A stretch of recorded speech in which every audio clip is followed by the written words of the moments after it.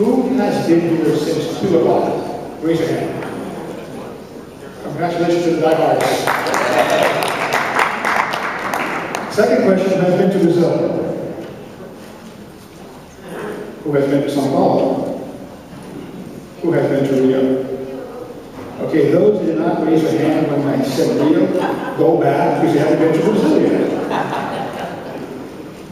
Okay, it's my pleasure to be here with my fellow colleagues who are top experts in some of the subjects we want to address.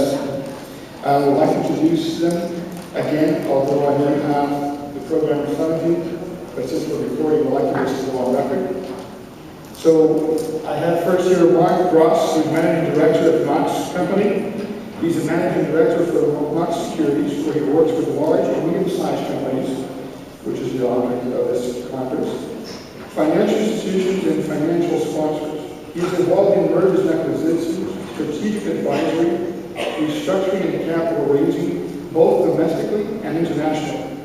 Mr. Gross is also involved in expanding the firm's reach in some of the world's most dynamic markets, including Brazil, China, and Latin America, capitalizing on over 20 years of experience in international and emerging markets. His experience includes corporate and investment banking, cross-border M&A, business development, strategic planning, financial and operational restructuring, regulatory relations, and startups. He has worked as a corporate and investment bank in New York, Brazil, London, and Hong Kong, covering global international, large companies and mid-cap growth companies in oil and gas, mining, agribusiness, manufacturing, technology, and financial services. During his career, he has entered M&A, capital markets, and financial transactions valued at more than $30 billion. He has served on the board of the Brazilian American Chamber of Commerce, the Association for Corporate Growth São Paulo, Ameritrade Bank, FSB, and American Express Bank Brazil, Banco Múltiplo. He was a speaker at the World Economic Forum and the subject of Asian Latin American trade and investment linkages. He is fluent in Portuguese and Spanish and is General Securities Principal holding Series 724, 63, 790 security licenses. Please welcome Mr. Mark Ross. And on the sequence, it's also a pleasure to receive the president of Tremont Metals Corp, Mr. Renato Tushauer. He's the CEO of Tremont Metals Corp, a 19 years old physical metals trading company established in New York City. Majority owner and CEO of Prospect Minérios Limitada, a manganese mine in Brazil. And, by the way, he is currently seeking a strategic partner or investor. He also is graduated in economic science by the University of São Paulo and worked in São Paulo for 18 years with the mining metals group that today is Anglo-American before moving to New York in 1987.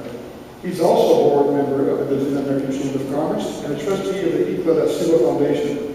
One of Renato's main activities in the past years has been to improve business relationship between the USA and Brazil through presentations and seminars under the title How to Do Business Effectively in Brazil. And my third colleague is Eric Olson from OP Investments, and he is a strategic executive advisor based in DC and has been active in the business technology sector since 1990. And activities ranging from software development and technical marketing and deployment of worldwide captive center strategies, fluent in Portuguese, Spanish, and German. Over the course of his career, he has been engaged with projects in the US, Europe, and South America, with clients ranging from successful technology startups in Brazil and Argentina, and initiatives for IBM on 3 continents. More recently, Eric helped prepare one of Brazil's largest IT service providers to be acquired by a Spanish IT giant, Kindle, which took place in 2011. Eric worked with Oswald Brazil to help his organization establish a footprint in the US market and helps American companies establish a footprint in Brazil. Ladies and gentlemen, what we try to do in this panel is to try to bring you a flavor, different flavors, so you have more of a general overview. We know you're looking for hands-on experience, so we think that we have that on a panel for Mark Ross and through Renato Tushauer and Eric Olson. I'm just going to be the facilitator. I have a few slides just to give you a backdrop, which I'd like to show to you right now. So this is our panel, and this is our agenda, where we want to cover the Brazil facts. We want to cover also what are the main obstacles going forward. We also want to cover what are the hottest seconds in which to invest. And what we did is we separated what was private equity and venture capital from M&A activity. So we have slides for each category. Facts. Well, we all know, we all read the papers, we all have our information readily available on our iPads, iPhones, and whatever. Brazil is the sixth economy in the world. It has been called in the past the ever-sleeping giant, but it for sure has woken up. And everything that you see, even the price we're taking off, is the subject to that. So, in the PE and the venture capitalists, at the beginning of 2005, there were 71 fund managers with no more than 6 billion committed, and that represented about 0.7% of GDP. Well, in 2009, that had gone up to 144, and now it represents about 2.3%. And this is just to showcase a little bit of the curve, the growth curve going into Brazil and the PE. If we look as a percentage of GDP, it's very significant that we're almost there on par with Europe, although Europe, we know, is facing their challenges. But this is to showcase that Brazil single-handedly, as a country, is already up to par in GDP, comparatively speaking, with the whole continent of Europe. In the M&A space, it was 2010, $108 billion in volume of M&A activity. And out of that, 32% we realized in the mid-sized market.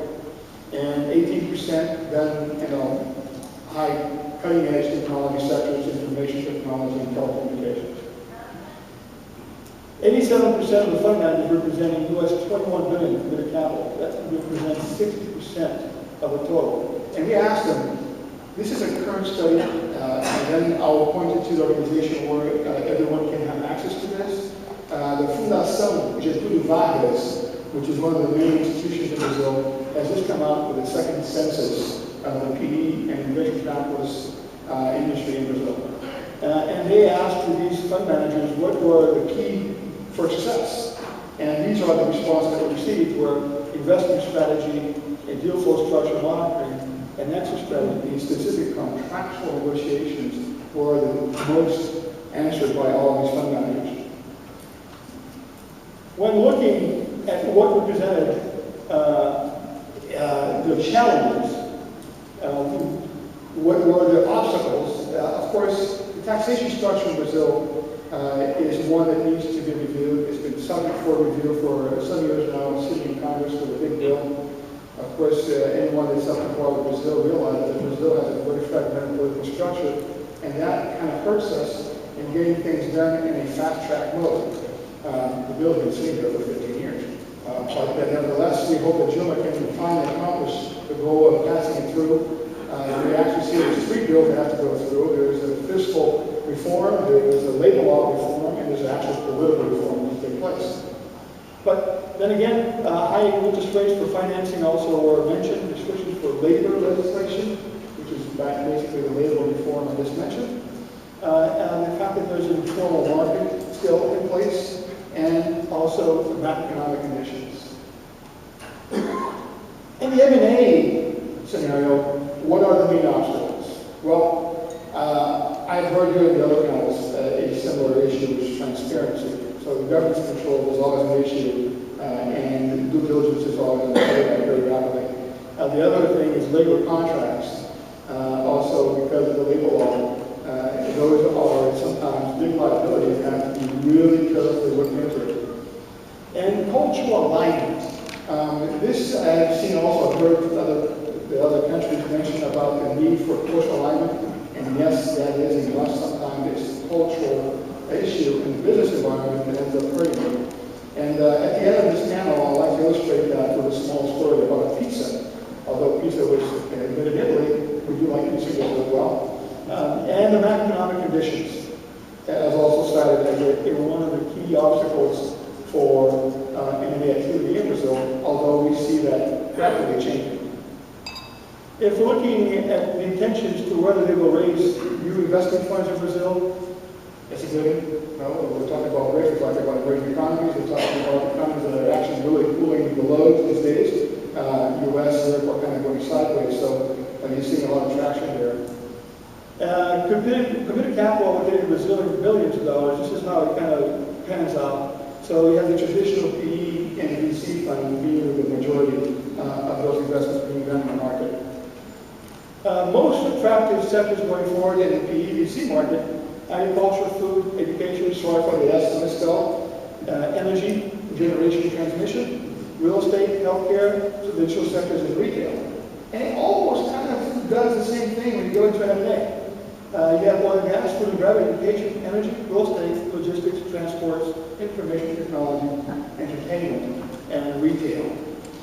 It's very important to stress here that one of the things that's been the big thrust of the Brazilian economy is the rise of the Class C and D. The big legacy that Lula left was the fact that all now he has what we call the socio-economic inclusion. During his tenure, there's about 30 million new consumers coming up to the base, and there's about another 30 million in line knocking on the door.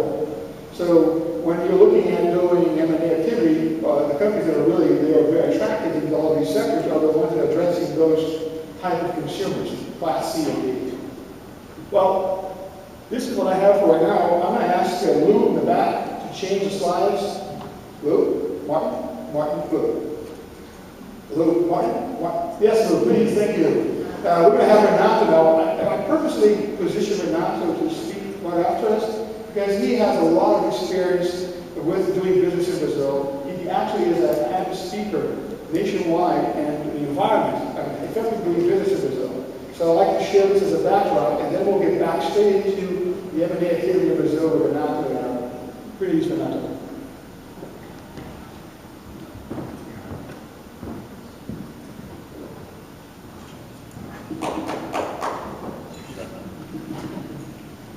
Good evening. As was introduced, I do that for a hobby because when Brazil was less known than today, I wanted Americans to know more about Brazil and invest in Brazil and know all the invest in Brazil. And at the end, it turned out to be an interesting business because I have been invited by many companies to make presentations and do training programs. I have two challenges tonight. One is to make a presentation that was planned to take about 40-45 minutes and condense it in about 10 minutes. But the most important challenge is how to tell you a little bit how I believe needs to do business effectively in Brazil. This is the biggest challenge. Well, I will cut some of the basic information that you probably know about the size of Brazil, population. Interesting that Brazil is bigger than the continental United States, and the rainforest itself is bigger than the west of the United States, west of the Mississippi River, and meaning that most of the population is concentrated in the Atlantic by the ocean. And that's why Brazilians are so happy, because they're always at the beach. Language, capital, you know that, political situation, the economy, you know all that already. Let's move forward. I'd like to talk a little bit about bureaucracy. I think this is the biggest challenge in Brazil, and it's a very difficult situation. But actually, I missed something that is not there, and I'd like to talk to you a little bit. Culture of people, any country, of any country, is based on history. And the historic legacy of people is what really develops and creates the culture of any people. And in Brazil, we have two very important issues. First, Brazil was discovered by Portuguese.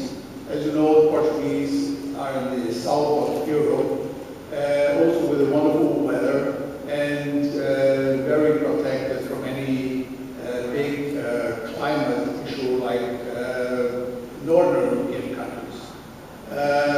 This makes the Portuguese more relaxed and more easygoing, which they exported to Brazil. As a matter of fact, Brazil was was discovered by accident because the discoverer of Brazil, Pedro Alves Cabral, was supposed to go to China through south of Africa, and the winds brought him to Brazil, and all of a sudden he found a big country. So it was all an accident. And so this is one issue. The other issue is that during many years, in the 60s, 70s, Brazil had a huge inflation, went up to over 2,000% per year. You can't imagine how it is to live in such an inflation, where everybody rushed to spend the salary the next day, and every day not every day, typically on the first, second day of the month after the people got salaries paid, the lines in the supermarkets were huge because the next day prices would be up already. And so these two legacies and the fact that Brazil is situated in a tropical country with good weather, no climate hazards, makes the structure of the Brazilian people. So it is Brazilians are very easygoing. They take a lot of time to talk about certain subjects, and it's very, very different than we are used to in New York, where every minute counts. So going on to the bureaucracy, this is the typical Portuguese legacy, and with the high inflation also, a lot of controls had to be created, and Brazil became a very difficult and complicated country. And the biggest challenge for any investor in Brazil is to go through the bureaucracy. So that's the reason of this difficulty, and it is a challenge, and it makes more than anything important to have a Brazilian who knows his way how to get things done.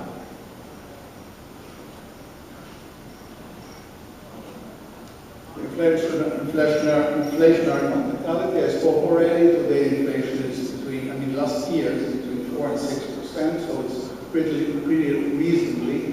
reasonable. And I think that when we're not would love to have such kind of inflation here to bump up the economy. Brazilians are very conservative in business. Hierarchy are very important. Different than people might think, the use of Mr. or people that are older or superior in the hierarchy are very much used. And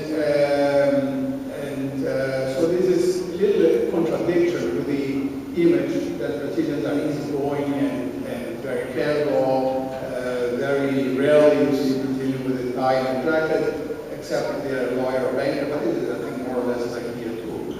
And but the respect for hierarchy is something very important, as it is in the families as well. So one very important thing is that Brazilians will never say no. And this is the big challenge, to know when the Brazilian is saying no, when he wants to do business with you or not, when is he interested in your product or not. And how to find out if it's a no or not, it's only the way you talk to people, understand people, will help you doing that. Another reason to always have a Brazilian as a counterpart. Usually when a company or somebody is not interested in what you're proposing, what you're offering, you say, oh, we'll have to submit it to the board. But most of the companies, Brazilian companies, don't have a board. It's the owner, the son, or the daughter, and that's the board. So it's anyway one person will decide. But that's the excuse that are used, and you never know whether it's true or not. But it's very difficult. Brazil is very proud of their achievements, and interesting is that a very, very big part of the population came from poor families in the northeast of Brazil, in the center part of Brazil, which were areas that were less less developed. And so now that they have something, they have land, they have a house, they have a company, they're very, very proud of what they have. They will invite you to the company or even sometimes to the homes to show the possessions. And this is another characteristic. The jeito de despacho. The jeito means is the weapons against bureaucracy. Because there is always a way to go around. How to go around, and it is what's called a jeito, the Brazilian jeito, the Brazilian way to go around obstacles and make things happen faster and more achievable. And the dispatcher are not like the dispatcher here, means it has a different meaning, but dispachante means somebody who will go to the federal or city or state department and again make things happen or accelerate procedures, know what the bureaucracy is because it's very difficult to understand. Every state is different, every place is different, and it's very difficult. That's why this percentage is necessary. I have a special topic about women because Brazilians have become very close and it's very easy to have a relationship, business relationship, but people and women will say abraço, which means a hug, or beijos, which means kiss, but it doesn't mean that women will jump and kiss you and hug you. It just means like here, best regards, or all best, or something like that. So it's very interesting when people get emails and after a few meetings, not the first day, and say abraço. What, which is hugging me? Why? Don't get excited. It doesn't mean exactly that. It just means all best or best regards or something like that. It's like more or less like in the States, people say I love you, love you, love you. It doesn't mean love, really. So the use of Mr. and Mrs. as I said before should be used in especially people who are in higher hierarchy and company structure, dress code, it changed since I did it. I mean, today it's much more casual, but still a little formal. Time, well, Brazilians are known not to be punctual. Don't expect it to be 4 o'clock ready to start a meeting. Brazilians are late by nature, and actually, though I've been here 25 years in the States, my friends know that I'll always be 5 or 10 minutes late. But I manage to be only 5 minutes late, and sometimes I am 5 minutes early. But in Brazil, people are late, meetings don't start on time, so give enough time when you go for a meeting, because it not only won't start on time, but besides that, a meeting that is supposed to take half an hour in New York will take 1 hour and 50 minutes in Brazil. So chatting, or talking about soccer and the beach and so on. Personal contacts is also important. People are not used yet to use telephone and email as much as here. So when you are negotiating something, you should have personal contacts and visit and go to places. And which place is another challenge, which is the traffic issue, especially in São Paulo, which is really very bad. You have to really plan ahead and give yourself a lot of time. Interruptions, yes, you will be interrupted all the time. If there is a meeting, the secretary will walk in for whoever it is to sign things or for a phone call. This is normal. It's annoying and normal. Business lunch and dinner is usual. Brazilians are very technology oriented in certain things even more than here. And it's like a pride to have everything very, have lot of things used logically with the internet or websites or any other kind of communication by technological means. Okay, I think that's it. I hope you enjoyed it, and if you have questions, please let me know.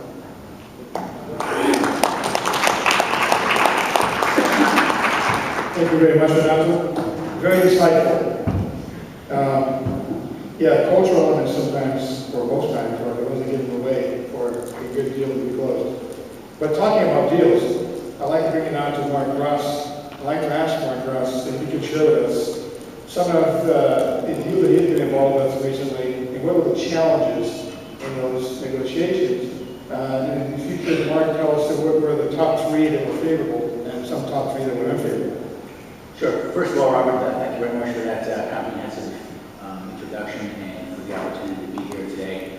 I realize that I am standing between all of you and the bar, so I see a lot of thirsty faces out there. I can't say that I'll try to make it quick since there's a lot to cover, but I will try to make it as scintillating as possible. As Robert said, I have been involved in the emerging markets as a corporate investment banker for about 20 years. Actually across all the markets we discussed today, and some of the others as well, and some others as well. But I really kind of grew up professionally in Brazil, and I have been involved in M&A there for, as I said, about 20 years, which not only makes me old, it kind of makes me one of the earlier practitioners in Brazil. It's kind of hard to think about it that way, right? But 20 years ago, the Real plan, which was the currency stabilization plan, which began to lead to the current economy, was really just taking hold. Prior to that, there had been rampant inflation, there had been a military government. So there really, the modern financial system in Brazil, from M&A and certainly through consumer finance, is really actually fairly young. And I think that's something that's worth reflecting on, right? Is that, the whole topography of what we see in Brazil today is a fairly new thing. It's not, centuries old, it's a couple decades old, right? Currently I'm at Knox Capital, where we are in the merchant bank focused on emerging markets and cross-border M&A advisory, as well as maintaining our own portfolio, which ironically invests in China, not Brazil.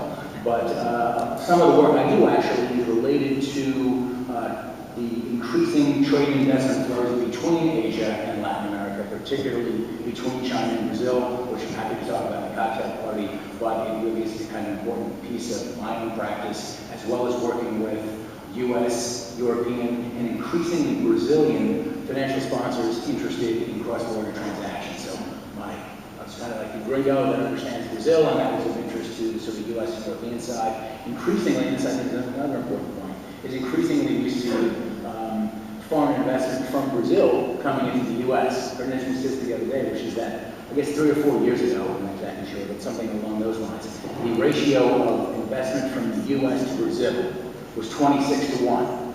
Last year, it was 2 to 1, right? So there's a lot going on down there, right? And it's really going in lots of different directions, right? And I think that that's a kind of an important point to make. My M&A activity in Brazil, both as a principal and as an advisor, has spanned a number of industries, a fair amount in the regulated industry of financial services, which kind of has its own unique twists and turns, but also in oil and gas and branded products and across a range of areas. Just a little bit, just to tie my background, prior to joining Knox, I was the head of origination and client coverage for Standard Chartered Bank, which is a UK-based emerging markets bank, again with that linkage with Asia, and spent most of my career actually at American Express, both running their international bank in various markets, including Brazil.